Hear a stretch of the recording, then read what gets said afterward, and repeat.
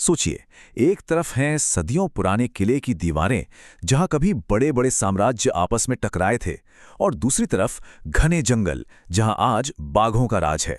यही तो है सवाई माधोपुर की कहानी। एक ऐसी जमीन जहां इतिहास और प्रकृति एक दूसरे में ऐसे गुंथे हुए हैं कि उन्हें अलग करना नामुमकिन है। तो होता क्या है कि राजस्थान के इस कोने में ना दो बिल्कुल अलग दुनियाएं एक साथ बसती हैं।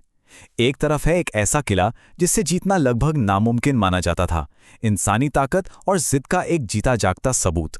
और ठीक उसी के बगल में दुनिया के सबसे मशहूर टाइगर रिजर्व में से एक, जो कुदरत की सबसे बड़ी ताकत का घर है।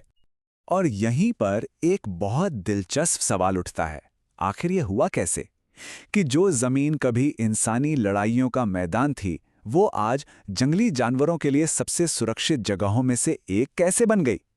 चलिए इसी पहेली की परतों को खोलते हैं। तो इस कहानी को समझने के लिए ना सबसे पहले हमें चलना होगा इस इलाके के बिल्कुल दिल में, रणथंभौर का वो किला जिसने ना जाने कितने साम्राज्यों को बनते और बिगड़ते देखा है। सोचिए, इस किले का इतिहास कोई 100-200 साल नहीं, बल्कि करीब 1000 साल लंबा है। शुरुआत हुई 10वीं सदी में चौहान शासकों से, फिर आया राणा हम्मीर देव का वो सुनहरा दौर, उसके बाद खिलजी और मुगल आए, और आखिर में ये वापस जयपुर के महाराजाओं के पास चला गया। मतलब इसकी दीवारों ने क्या कुछ नहीं देखा होगा। लेकिन इस किले की कहानी का जो सबसे बड़ा, सबसे ड्रामेटिक चैप्टर है, वो लिखा गया 1301 में, जब अलाउद्दीन खिलजी की सेना ने इसे चारों तरफ से घेर लिया। तो यहाँ के लोगों ने जो आखिरी लड़ाई लड़ी ना, उसकी मिसालें आज तक दी जाती हैं। वो एक साम्राज्य के अंत की कहानी थी, लेकिन एक अमर कहानी की शुरुआत भी। पर सवाल यह है कि भाई ऐसा क्या था इस किले में? क्यों था इसे जीतना इतना मुश्किल? तो इसका जवाब सिर्फ इसकी मोटी मोटी दीवारों में नहीं है। नहीं, असली राज तो इसके आसपास की जमीन में छिपा है। मतलब इसकी लोकेशन देखिए, एकदम कमाल की थी। ये बसा है दो बड़ी बड़ी पर्वत श्रृंखलाओं, अरावली और विंध्य के ठीक जंक्शन पर। एक तरफ से इसे चौड़ी बनास नदी बचाती थी, तो दूसरी तरफ से एक गहरी चंबल नदी। सोचिए, कोई दुश्मन हमला करे तो करे कैसे? इसीलिए इसे जीतना नेक्स्ट टू इम्पॉसिबल था। तो ये जो कमाल की ज्योग्राफी थी ना, इसका फायदा सिर्फ लड़ाई में ही नहीं मिला। इसकी वजह से ये पूरा इलाका बाकी दुनिया से एक तरह से कट गया, अलग थलग पड़ गया। और बस यहीं से इस जगह की दूसरी कहानी की नींव पड़ी। अब क्योंकि ये इलाका इतना अलग थलग था, तो धीरे धीरे इंसानी लड़ाइयों का शोर यहाँ कम होने लगा, और इसका इस्तेमाल एक बिल्कुल ही अलग मकसद के लिए शुरू हो गया। किले पर तो अब शांति छा चुकी थी, लेकिन इसके जंगलों में हलचल अभी बाकी थी। सदियों तक ये पूरा का पूरा जंगल जयपुर के महाराजाओं का प्राइवेट हंटिंग ग्राउंड बना रहा।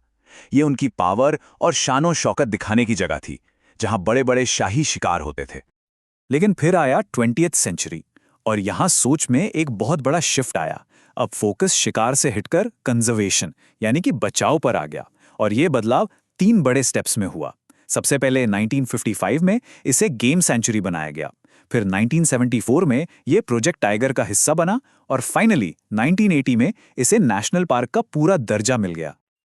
और आज की तारीख में ये टाइगर रिजर्व कितना बड़ा है? 1334 वर्ग किलोमीटर। अब ये सुनने में सिर्फ एक नंबर लगता है ना, तो इसको ऐसे समझिए, ये लगभग पूरे दिल्ली शहर जितना बड़ा है। सोचिए, दिल्ली जितना बड़ा एरिया सिर्फ और सिर्फ बाघों और दूसरे जंगली जानवरों के लिए। ये दिखाता है कि कंजर्वेशन को लेकर कमिटमेंट कितना सीरियस है। तो एक तरफ ये किला, दूसरी तरफ ये जंगल, इन दोनों की जो विरासत है, वो आज के सवाई माधोपुर शहर पर कैसे असर डालती है? वही शहर जो इन दोनों दुनियाओं का गेटवे है। ये शहर जिसे 18वीं सदी में महाराजा सवाई माधो सिंह प्रथम ने बसाया था, आज एक बहुत बड़ा हब बन चुका है। दुनिया भर से लोग यहीं आते हैं रणथंभौर का इतिहास देखने, और हाँ, जंगल के राजा यानी टाइगर की एक झलक पाने के लिए। अच्छा, अब 2011 की जनगणना के ये आंकड़े देखिए। इनसे हमें उस कम्युनिटी के बारे में थोड़ा पता चलता है जो इस पूरी विरासत को संभालती है। जाहिर है, आबादी काफ़ी है, और साक्षरता दर और लिंगानुपात जैसे आंकड़े बताते हैं कि यहाँ के अपने सामाजिक चैलेंज भी हैं और अपनी खासियतें भी। और ये चार्ट तो सब कुछ साफ कर देता है। यहाँ की लोकल इकोनॉमी का आधा हिस्सा, सोचिए 50%, टूरिज्म पर टिका है। मतलब बिल्कुल साफ है, किले और जंगल की हिफाजत करना सिर्फ एक अच्छी बात नहीं है, ये यहाँ के लोगों के रोजी रोटी का सवाल है। तो इन सब बातों को जोड़कर हम आज के रणथंभौर की पहचान पर आते हैं। और इसकी एक नहीं बल्कि दो पहचान है, एक डबल लेगेसी। एक तरफ तो ये यूनेस्को वर्ल्ड हेरिटेज साइट है, राजस्थान के शानदार पहाड़ी किलों में से एक, और दूसरी तरफ ये पूरी दुनिया में टाइगर कंजर्वेशन का एक बहुत बड़ा सिंबल है, दुनिया के सबसे मशहूर टाइगर रिजर्व में से एक। तो आखिर में एक सवाल मन में आता है, आज रणथंभौर की असली पहचान क्या है?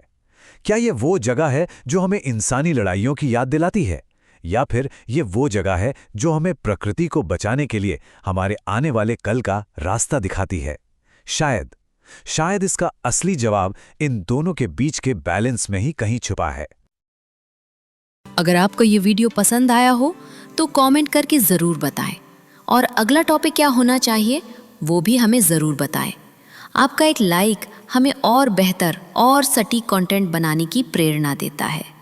शेयर करें ताकि ये जानकारी हर उस छात्र तक पहुँचे जो अपने सपनों के लिए मेहनत कर रहा है। और सब्सक्राइब करें हमारे चैनल को, क्योंकि आपकी सफलता ही हमारा मिशन है।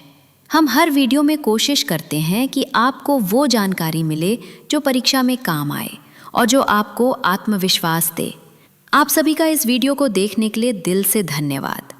मिलते हैं अगले वीडियो में, तब तक के लिए सीखते रहिए, बढ़ते रहिए और कभी हार मत मानिए। जय हिंद।